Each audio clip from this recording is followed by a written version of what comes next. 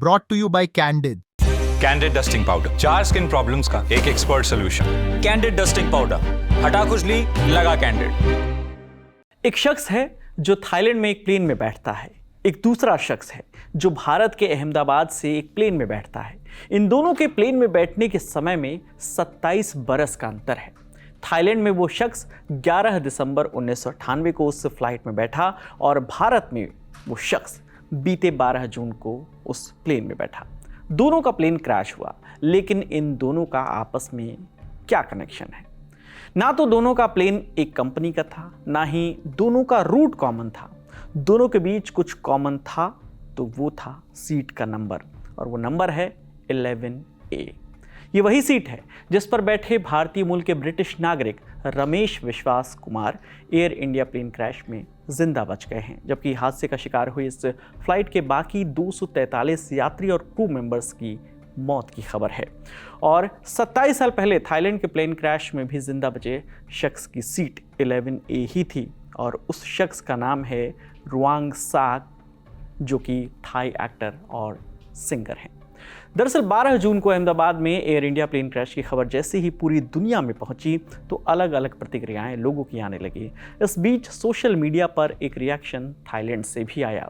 47 साल के Thai actor और सिंगर रुआंग साक लॉयचसाक ने थाई भाषा में एक फेसबुक पोस्ट लिखा, भारत में विमान दुर्घटना में जीवित बचा व्यक्ति वो मेरे जैसे ही 11A सीट पर बैठा था। उन्होंने अहमदाबाद विमान दुर्घटना के पीड़ितों के प्रति अपनी संवेदना भी व्यक्त की। साथ ही 27 साल पुरानी घटना पर कहा कि साल 1998 का वो बोर्डिंग पास तो उनके पास नहीं है, लेकिन अखबारों में उनकी सीट नंबर और सुरक्षित रहने का जिक्र है। इस वीडियो में आगे बढ़े उससे पहले थाईलैंड के साल 1998 के उस प्लेन क्रैश की कहानी भी जान लीजिए। 11 दिसंबर को थाई एयरवेज फ्लाइट TG261 ने दक्षिण थाईलैंड में लैंडिंग के दौरान एक दलदल में क्रैश लैंडिंग की थी। उस फ्लाइट में उस वक्त 146 लोग सवार थे। इस क्रैश में 101 लोगों की मौत हो गई थी। इसमें जिंदा बचने वालों में से ही एक शख्स थे रुआंग साक लॉयचसाक। वो तब महज 20 साल के थे।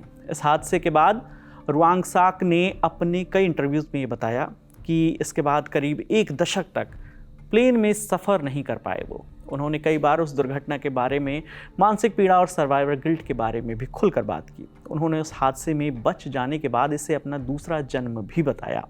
अब उस घटना के 27 साल बाद एक बार फिर उसी सीट नंबर पर बैठे एकमात्र यात्री की जान बची है, जिसकी चर्चा हर तरफ हो रही है। ऐसे में ये सवाल उठता है कि क्या किसी विमान में 11A सीट सबसे सुरक्षित होती है? इस बारे में अमेरिकी संस्था फ्लाइट सेफ्टी फाउंडेशन के निदेशक मिशेल फॉक्स कहते हैं कि हर दुर्घटना अलग होती है और केवल सीट की जगह देखकर ये तय करना कि कौन बचेगा कौन नहीं, ये मुमकिन नहीं है।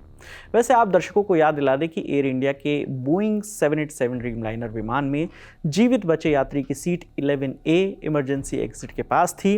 विमान दुर्घटना के बाद उस पर बैठे यात्री रमेश विश्वास कुमार बाहर निकलने में सफल रहे। अस्पताल में दिए इंटरव्यू में उन्होंने बताया कि मुझे नहीं पता कि मैं कैसे बचा। जब मेरी आंखें खुली तो मैंने खुद को सीट से निकाला और भागने की कोशिश की। तो हर बार 11A सीट इमरजेंसी एग्जिट के पास नहीं होती है, क्योंकि हर विमान में सिटिंग अरेंजमेंट्स अलग अलग होते हैं।